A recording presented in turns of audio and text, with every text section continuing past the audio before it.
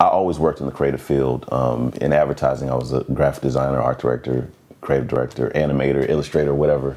I contracted for years. I've always been creating things. It's just that now I create things that I want to discuss, things that are important to me as opposed to a client. It was always about convincing someone to do something for somebody else. And now I'm convincing people to just think critically. Right now, I believe we're in this position that we are because people haven't been thinking critically and analyzing history and acknowledging it repeating itself. You know what I mean? We've been here before. I felt back then when Barack Obama was elected and we were at the inauguration that we were sort of on like a new path. And we were.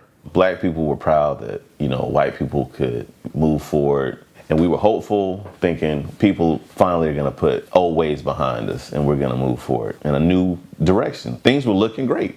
And then he got into office. Declarations were made not to see what we can get out of this situation, not to move us forward. It was to make sure he didn't get a second term. Most black people take that as code. And here it is, 8 years later, even the things that they previously advocated for, they were against, simply because it was coming from him. We know what that is. You know what I mean? We understand code talk. Racism is nuanced. It's, I'm feeling uncomfortable. It's something about them. I don't know. It's make America great again. There was a couple of years where we were like, we don't know if he's gonna make it.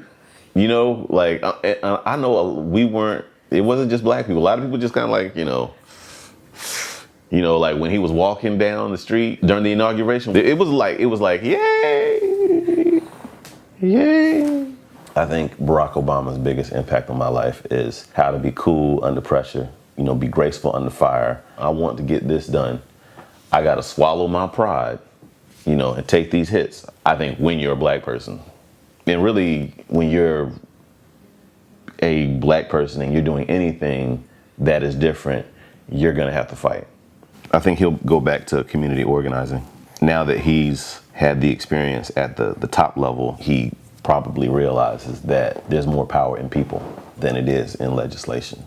And he said the entire time in office that, you have to make him do things. Politics is a game and you have to be involved in it. You have to vote. You have to go to the town halls. You have to make your voice be heard. And in the grand scheme of things, we had, there's progress. But then at the other time, it's like, it makes you look at, well, why are we going back? There's always been a backlash against advancement in human rights. If Hillary Clinton would have won, there would have been a backlash against women. That's how this thing works. The next president, I would like for it to not be about hope or dreams, but action. Things, tangible things. Let's actually make the dream a reality. Kill all the aspirational. It's time to go to work. You know what I mean? It is. It's time for things to solidify.